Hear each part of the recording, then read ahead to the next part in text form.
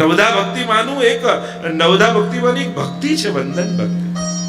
બીજી કોઈ તમારાથી ન થાય તો મંદિરને પગે લાગીને જાઓ, વંદન કરીને જાઓ. એનાથી પણ બહુ મોટું પ્રણામો દુઃખ સમનસ્તમ નમઃ. પ્રણામ કરવામાંથી સમસ્ત દુઃખો સમાપ્ત થાય છે એમ ભાગવતમાં કહ્યું છે, વંદન કરવા માત્રથી. એટલે આ તો એક આપણી સંસ્કૃતિમાં છે જ કે ઠાકોરજીને વંદન કરવા, ગુરુને વંદન કરવા, અને વૈષ્ણવને પણ જય શ્રી કૃષ્ણ કરો ને તો હાથ જોડીને જય શ્રી કૃષ્ણ કરો. આ એક નિયમ બનાવ્યો. ખાલી જય શ્રી કૃષ્ણ સીધું એમ નહીં બોલવાનું, હાથ જોડીને જય શ્રી કૃષ્ણ. ઘણા તો આમ કે આમ કરે ચાય, આપણે ચાઇનીઝ છે જાપાનીઝ છે. ઘણી વાર તો સ્કૂટર પર જતા જતા આમ આમ આમ શું ખબર શું કરીને જાય, રસ્તા મંદિર આવે. તો વંદન કરવાનો પણ એક પ્રકાર છે. प्रणाम कई रीते कराए, वंदन कई रीते, दंडवत कई रीते कराए. देखो हमारे यहाँ दंडवत प्रणाम करते हैं, तो पुरुष अष्टांग दंडवत साष्टांग करते हैं, स्त्री पंचांग करती. हमारे यहाँ ये प्रकार है. तो पूरा सोकर 8 अंगों को वंदन किया जाता है. 5 अंगों से वंदन किया जाए, पंचांग कहवाय. 8 अंग थी साष्टांग कहवाय. दंडवत એટલે લાકડીની જેમ પડી જવું. दंडवत देखो, दंडवत और दंडवत भी फर्क है. दंड का अर्थ होता तो दंड पड़ता है, અને दंड આપ્યું પણ કહેવાય. दंडवत और दंडवत दोनों में फर्क है. तो આપણે ત્યાં બંધનનો પણ એક પ્રકાર છે. એટલે કમથી કમ આ નિયમ તો ઘરમાં દરેક વસ્તુ ઘરમાં હોવું જોઈએ. બીજું કાંઈ કરીએ ન કરીએ પણ ઠાકોરજીને દંડવત કરીને જ ઘરેથી નીકળીએ, વંદન કરીને જ નીકળીએ. આ નિયમ જ બનાવી લે. તો આવા પરમાત્માને કે જે સચ્ચિદાનંદ રૂપ છે, વિશ્વની ઉત્પત્તિ સ્થિતિને લય કરે છે અને ત્રિવિધ તાપોને હરનારા છે, એવા શ્રી કૃષ્ણની અમે સ્તુતિ અને વંદન કરીએ. બીજા શ્લોકમાં સુખદેવજીને વંદન કરે.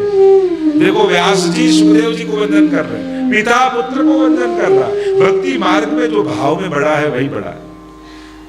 उम्र थी मोटो तो व्यवहाરમાં જોવાય, ભાવમાં મોટો હોય ભક્તિમાં તો એને આગળ કરાય. તો કોઈ જારી ભરવા પણ જાઓ ને બેઠકજીમાં, તો જે વધારે સેવા કરતા હોય ને એને આગળ કરજો કે તમે જારી ભરો, અમે તમને હાથ લગાવીએ. અને પુષ્ટિ માર્ગમાં તો હાથ લગાવવાનો ક્રમ છે. જરૂર નથી કે બધા જ ભરે બધા જ ભરે બધા જ ભરે, એવું કોઈ જરૂર નથી. અહીંયા તો એક કરે ને હાથ લગાવો તો તમારે જારીજી પહોંચી જ જાય. એક માળા ધરાવતો અને બીજો હાથ લગાવો તો તમારું પહોંચી જ જાય સેવા. આપણે ત્યાં તો આ વિવેક છે, એક ડિસિપ્લિન છે. એટલે જે વધારે સેવા, એટલે સાદા શબ્દોમાં કહું તો જે હાથને ઠાકોરજી ઓળખતા હોય ને એ હાથને આગળ કરો. રોજ જે હાથમાં ઠાકોરજી ખેલતા હોય, સેવા કરતા હોય, ભોગ ધરાતા. કારણ કે નાના બાળકને શું આપો છો એ મહત્વનું નથી આવતું, કોણ આપે છે એ મહત્વનું હોય છે. ભલે સોનાનો હાર હોય પણ અજાણ્યા વ્યક્તિ બાળકને આપવા જાય ને તો ભાગી જશે. અને ઓળખી તો એક નાનકડી ચોકલેટ આપતો હોય ને તો એ દોડીને પકડી લેશે. હવે મોંઘું હાર કે ચોકલેટ, એક હારથી કેટલી ચોકલેટ આવી જાય, પણ બાળક માટે વસ્તુ કરતા હાથની મહત્તા વધારે છે. એમ તમે ઠાકોરજીને જ્યારે ભોગ ધરો છો ત્યારે ઠાકોરજી એને, અને પ્રભુનું ગણિત લૌકિક નથી. ક્યારે પણ ઠાકોરજીને લૌકિક નહીં જાણવા, એવી પ્રભુની આજ્ञा છે. महाप्रभु जी मनुते नैव लौकिकम, कभी भी अपने प्रभु को लौकिक मत जानो. और लौकिक जानना यानी क्या, जगत और संसार के जो व्यवहार है ना, उस व्यवहार अनुसार प्रभु का व्यवहार समझना, यही प्रभु के साथ लौकिक व्यवहार है. આપણે લૌકિકમાં કે લો આ ન કર્યું તો હવે આને ખોટું લાગી જશે, હવે આવું ઠાકોરજી માટે નહીં વિચાર્યું. રોજ જતો તો આજે ના ગયો તો હવે પ્રભુને કહો હવે મારું બગાડશે કઈ. આ ઠાકોરજીનો આવો વ્યવહાર નથી, આ સંસારનો વ્યવહાર છે. જો અમને તો કંકોત્રી છેલ્લે આપી, અમે નહીં જઈએ, આવું માણસ કરે. પણ પેલો ગજેન્દ્ર બધાને બોલાવ્યા પણ કોઈ ના આવ્યા, અને છેલ્લી ઘડીએ પ્રભુને બોલાવ્યા ને, હે હરી, અને પહેલા પ્રભુ આવીને ઉભા રહી ગયા. આ ઠાકોરજીનો સ્વભાવ, જેને છેલ્લો પુકાર કર્યો. तो गजेंद्र को भी हुआ कि प्रभु को मैं क्या दूं, क्योंकि जितना भी सर्जन है वो तो ब्रह्मा जी का है. ऐसा कुछ दूं जो भगवान ने सर्जा हो. અને વિચાર કરો કે આ કમળ છે ને એ બ્રહ્માજીનું સર્જન નથી. કારણ કે ભગવાનની નાભીમાંથી કમળ અને કમળમાંથી બ્રહ્માજી થયા, તો એવું આપવું જે ભગવાને સર્જ્યું હોય. એટલે કમળ લઈને ભગવાનને ધર્યું એટલે પરમાત્મા પહેલા દોડીને આવી ગયા. तो पहले प्रभु आ गए। ये प्रभु का स्वभाव। આપણે એમ વિચાર કરી આની મારી વાટકી નાની ને પેલાની મોટી, એટલે આના પર મોટી કૃપા અને આના પર નાની, આવું હોય? પ્રભુ ચોકી ચોકી કે મેરી કમીજ ઉસસે સફેદ જ્યાદા કેસે, એવું કેવું હોય કે આની વાટકી નાની ને પેલાની મોટી, એટલે એના પર વધારે કૃપા કરવાની? યા પેલો 15 મિનિટ બેઠો ને અડધો કલાક બેઠો એટલે અડધો કલાક પર વધારે કૃપા, એટલે આમ ઘડિયાળ જોઈ જોઈને ઠાકોરજી કૃપા કરે? જે સાવ રિટાયર્ડ થઈ ગયો ને આખો દિવસ હવેલીના ઓટલે બેઠો રહે તો એના પર વધારે કૃપા કરવાની. જે આખો દિવસ બિઝી રહેતો હોય એ ભક્ત ના થઈ શકે? એટલે આમ ઘડિયાળ જોઈને ભગવાન કૃપા કરે. વધારે ટાઈમ આપે એ મોટો ભક્ત નહીં, પણ લાઈફમાં જે વધારે ઇમ્પોર્ટન્સ ભગવાનને આપે એ મોટો ભક્ત હોય છે. આપણે લાગે વધારે ટાઈમ આપે, સમય તો ઘણા પાસે હોય છે, તો એનાથી કોઈ ભગવાન ઘડિયાળને કેલેન્ડર જોઈ જોઈ થોડી કૃપા કરે કે આ 5 દિવસ નાથ દ્વારા રહ્યો ને પેલો 3 દિવસ રહ્યો એટલે પેલાનું કેન્સર એને 75% અને 100% કરે. આ લૌकिकता છે.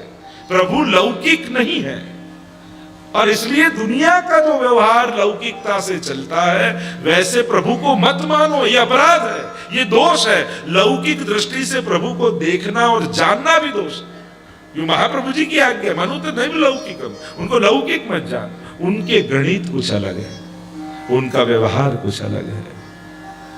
वो कटोरी थोड़ी देखते हो, तो धरने का भाव देखते हैं कि इसने कौन भाव से मुझको धरा है, कितना ताप है इसके अंदर और कितना विरह है कि देखो प्रभु आप तो मिश्री में मान जाते हो और मैं तो पेट भरकर थाली भरकर खाता हूं. प्रभु कहां मैं भक्त रहा, कहां मैं आपका दास रहा? क्योंकि मालिक की थाली जैसी मेरी थाली और सेवक की थाली जैसी आपकी, और मैं कहता हूं आप मेरे मालिक हो. बोलता कुछ और हूं और करता कुछ और हूं, होता कुछ और है मुझसे. तो प्रभु ये छल ही तो है आपके साथ, ये कपट ही तो है मेरा. कहता कुछ और हूं और करता मेरे व्यवहार कुछ होता. तो અને આપણે તો જ્યારે મંદિરે જઈએ ત્યારે 2-4 કામ બતાવીને જ આવીએ ઠાકોરજી, અને પાછા કહીએ આપ અમારા માલિક છો. તો બતાવે માલિક કહેવાય કે કરે માલિક કહેવાય? ભક્ત તો ભગવાન કે કામ કરતા હૈ. અને હું તો એટલું જ કહું, તમારા થકી ભગવાનને કોઈ ટેન્શન ના થાય ને એની સેવા જ છે. એટલે એવા કામ કરીને ક્યાંય ફસાતા નહીં કે તમારું ટેન્શન ભગવાને કરવું પડે, એ સેવા જ છે. જેટલા ઓછું ટેન્શન એને આપણું કરવું પડે ને એ એવું જીવીએ ને એની સેવા જ માનવી કે મેં ઠાકોરજીને ઓછી ચિંતા કરાવી. જીવનમાં એવા જ રસ્તા પસંદ કરો કે તમારી ચિંતા ભગવાને કરવી ન પડે, આપણે એનું ચિંતન કરતા રહીએ. તો યહાં સુખદેવજી કી વંદના વ્યાસજી કરે. એવી કથા બે જગ્યાએ સુખદેવજીના પ્રાગટ્યની કથા છે. એક કૌશિકી સંહિતામાં અને બીજી દેવી પુરાણ અરણ્યપુત્ર રૂપે આદિ. તો એવી કથા કહેવામાં આવે છે કે જ્યારે મહાદેવજી અને પાર્વતીજીનો સંવાદ થયો અને કહ્યું કે નાથ આપ અજન્મ અને અમર છો, મારે જન્મ અને મૃત્યુ આવું કેમ, આવો ભેદ કેમ પતિ પત્નીમાં? મારે ઘડી જન્મ અને મૃત્યુ લેવા પડે ને તમે અજન્મ અમર? મહાદેવજીએ કહ્યું કે મારા હૃદયમાં ભગવાનનું કથામૃત બિરાજે છે અને સતત અને અખંડ એ કથામૃતનું હું પાન કરું છું, એટલે મારે જન્મ અને મરણના ચક્કરમાં પડવું નથી પડતું. નાથ હું પણ આપની અર્ધાંગીની છું, અડધો ભાગ તો મારોય લાગે, કૃપા કરીને મને પણ કથામૃતનું પાન કરાવો. અને જ્યારે પાર્વતીજી આ વિનંતી કરી તો મહાદેવજી બહુ પ્રસન્ન થયા. ભગવત કથા વિશે મને પૂછ્યું છે, કહ્યું બિરાજમાન થાવ સામે. ભગવાનની કથા તો સમાધિ ભાષામાં છે, સમાધિમાં હું બિરાજીશ, ભગવાનની કથાનું ગાન કરીશ અને તમે સાંભળી રહ્યા છો એ મને ખબર પડે એટલા માટે વચ્ચે વચ્ચે હુંકારો આપતા રહેજો. 3 તાળી વગાડી આખું સ્થાન નિર્જન બન્યું, પણ જે વટના વૃક્ષની નીચે બેઠા હતા એની ઉપર એક સૂકે ઈંડું આપ્યું હતું અને એમાંથી બચ્ચું બહાર નીકળવાની તૈયારીમાં હતું. અને અહીંયા તો સમાધિમાં મહાદેવજી બિરાજમાન થયા અને કથા કહેવાનો પ્રારંભ કર્યો. પાર્વતીજી કથાનું શ્રવણ કરી રહ્યા છે, વચ્ચે વચ્ચે હુંકારો આપે છે અને કહેવાય છે કે કથા સાંભળતા સાંભળતા પાર્વતીજીને નિદ્રા આવી.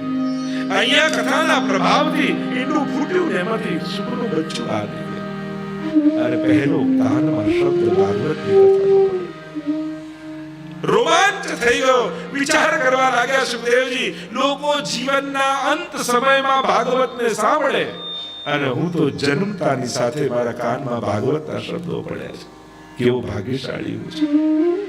પણ જ્યાં જો પાર્વતીજી નિદ્રાધીન છે અને ક્યાં ખબર પડશે મહાદેવજીને તો એ કથા કહેવાનું બંધ કરી દેશે અને ઉડતું ઉડતું શુકનું બચ્ચું પાર્વતીજીના ખોળામાં આવી જશે. અને જે રીતે હુંકારો પાર્વતીજી આપતા હતા એ રીતે હુંકારો આપવા લાગ્યા. મહાદેવજીને થયું કે કથા સાંભળી રહ્યા છે. અને એટલે તો ઘણી વાર કહું ને કે કથામાં સુઈ જાવ એટલે બહુ ટેન્શન નહીં કરો. ઘણા સુઈ જાય ને એ જ સારું. જો દુનિયામાં બધા જાગૃત, ઘણી વાર દુનિયા માટે ખતરનાક છે તો સમાજમાં કથાની જો વાત કરીએ આપણે તો સરળ સીધી વાત વિષય પર આવું કે જેમ નાવમાં કોઈ આ કિનારેથી પેલા કિનારે જતો હોય ને નાવમાં બેઠો બેઠો સુઈ જાય તો એ નાવ પાર તો ઉતારે જ છે. એમ કથાનો પંડાલ છે ને એ ભવપાર ઉતારવાની નૌકા છે. બેઠા બેઠા સુઈ જશો ને તો એ પાર ઉતારશે નિશ્ચિત વાત. કારણ કે તમે ક્યાં બેઠા છો એમાં તો. અને માનો ખોળો મળે ને તો ભલભલા દીકરાને ઊંઘ આવી જાય. એમ આ કથા એ તો આપણી માં છે અને જ્યારે એનો ખોળો મળે છે ને તો બધાની આંખો ભારે થઈ જાય. એમ થઈ જાય અહીં કે શાંતિ મળે ત્યાં જ ઊંઘ આવે માણસને. જ્યાં મન શાંત થાય ત્યાં થાય એમાં કોઈ વાંધો નથી. પણ જ્યારે નિદ્રા આવી અને થયું કે ક્યાંક કથાથી વંચિત ન રહી જાઉં. જોઈ બાળકને સાચી ક્યાંક કથાથી વંચિત ન રહી જાઉં આમ વિચાર કરી જ્યારે ખોળામાં સુખનું બચ્ચું હુંકારો આપવા લાગ્યું અને હુંકારો આપતા આપતા મહાદેવજી કથાને વિરામ આપ્યો અને જ્યાં નેત્રો ખોલ્યા જોયું તો પાર્વતીજી સૂતા છે અને સુખનું બચ્ચું હુંકારો આપી રહ્યું છે. થયું કે કથા કોઈ અનધિકારીના હાથમાં ન જતી રહે. ત્રિશૂલ કાઢ્યું, આગળ આગળ સુખ ઉડે છે અને પાછળ પાછળ મહાદેવજી. કારણ કે જો અનધિકારીના હાથમાં જતી રહે તો એનું મહાત્મા ખતમ થઈ જાય. અને જતા જતા જતા પાછળ જોયું સામ્ય પ્રસ આશ્રમ વ્યાસજીનું આવ્યું. વ્યાસ પત્નીએ બગાસું ખાધું અને સુખ ભીતર ગર્ભમાં જતો મુક્તિ. વ્યાસજી મહાદેવજીએ જોયું કે ગયું તો ઠેકાણે છે. 16 વર્ષ સુધી સુખદેવજી રહ્યા. વિનંતી કરે કે આ બહાર પધારો તો કહું કે એક શરતે બહાર આવું. જો ભગવાન અહીંયા આવે અને વચન આપે કે એમની માયા મને નહીં સતાવે તો હું બહાર આવું. प्रभु पधारे, प्रभु ने वचन दिया सुखदेव जी कभी भी आपको मेरी माया नहीं सताएगी. जहां वचन दिया वहीं प्रकट हुए सुखदेव जी और प्रकट होते के साथ घर छोड़कर भागे. और सुखदेव जी तो चारों गांठों से मुक्त हैं. નથી ચોટી, નથી પોતી, નથી ધોતી, નથી જનોઈ. ये तो दिगंबर अवस्था में है અને જઈ રહ્યા છે. अपेत कृत्य कोई कुछ पाने की भी इच्छा नहीं है. जा रहे और पीछे पीछे व्यास जी पुत्रेति तन्मयतया तरवोभिनेदु. पुत्र पुत्र करते हुए रोकने का प्रयास करते.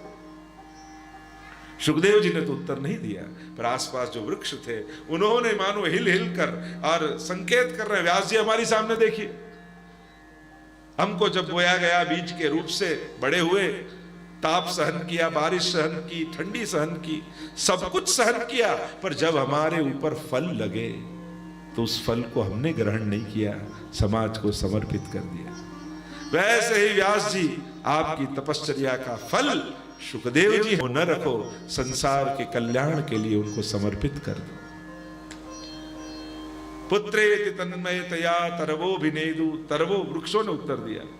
तम सर्वभूत हृदयम, ऐसे सर्वभूत हृदय सुखदेव सब में ईश्वर को देखने वाले.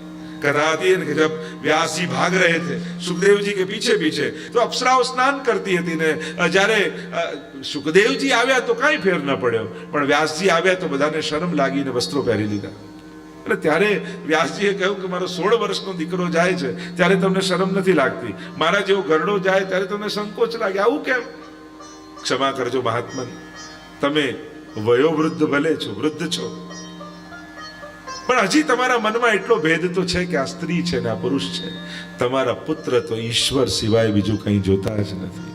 એને તો કણ કણમાં કેવળ ઈશ્વરનો જ અહેસાસ થાય છે. એવા મનનશીલા મુનિ સુખદેવજીને વંદન કર્યા છે.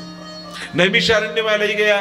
88,000 ઋષિઓ યજ્ઞ આદરીને બેઠા છે અને યજ્ઞના મધ્ય ભાગમાં થોડો સમય બચે છે તેમ થયું કે કઈ લૌકિક ચર્ચા થાય એના કરતા ભગવત ચર્ચા કરી.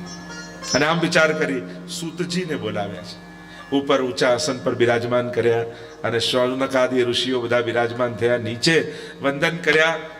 આપનું તો જ્ઞાન કોટી સૂર્ય સમપ્રભ, કરોડો સૂર્યો સમાન છે, કારણ કે અમારા મનનો અંધકાર પણ એવો છે કે એક સૂર્યથી દૂર થાય એમ નથી. અનેક પ્રશ્નો કર્યા છે. હે ગુરુદેવ, આ વૈષ્ણવ માયા મોહથી મુક્ત કેમ થાય, અને ભક્તિ અને જ્ઞાનથી પ્રાપ્ત થનારા વિવેકની વૃદ્ધિ અમારા જીવનમાં કેમ થાય, એ અમને બતાવો. શ્રેષ્ઠ વ્યક્તિઓ પાસે જઈએ ત્યારે પ્રશ્નો પણ શ્રેષ્ઠ લઈને જવાના, વિચાર પણ શ્રેષ્ઠ. પ્રભુ પાસે અને ગુરુ પાસે બને તો નબળા વિચાર લઈને નહીં જાઓ, ઉત્તમ વિચાર લઈને જાઓ. પ્રભુ પાસે જાઓ ત્યારે શ્રેષ્ઠ મનોરથો મનમાં લઈને જાઓ, ફરિયાદો લઈને ન જાઓ, ઉત્તમ મનોરથો લઈને જાઓ. ભલે તમારી અવસ્થા કક્ષા ન હોય, તમને એમ થાય કે આવી કથા હું થોડી આવું મનોરથ છપ્પન હું થોડી કરાવી શકું, આવું ન વિચારો. જ્યારે પણ મનમાં મનોરથ કરો ને, ત્યારે પોતાની અવસ્થા જોઈને ન કરો, પોતાનું સામર્થ્ય જોઈને ન કરો, ઠાકોરજીનું સામર્થ્ય જોઈને કરો. કારણ કે પ્રભુને કરાવવું હશે ને તો તમારા સંજોગો બદલવા એને એક ક્ષણની પણ વાર નહીં લાગે. જ્યારે પણ કરો હું અસમર્થ છું એવું જીવ બાળીને ન કરો. પ્રભુ પાસે હંમેશા આનંદથી કે પ્રભુ આવો મારા મનમાં મનોરથ થયો, અને ખુલ્લા દિલથી પ્રભુના સામર્થ્યનો વિચાર કરીને મનોરથ કરો. મારાથી આવું થોડી થાય, હું થોડી આવું ન વિચાર. કારણ કે પ્રભુને તમારો મનોરથ ગમી ગયો ને તો ક્યારે તમારા સંજોગો બદલાઈ જશે તમને ખબર નહીં પડે, અને તમારા હાથે મનોરથનો સ્વીકાર કરી લેશે. એટલે ઉત્તમ મનમાં મનોરથ લઈને પ્રભુ પાસે જાઓ, નબળું વિચારીને ન જાઓ.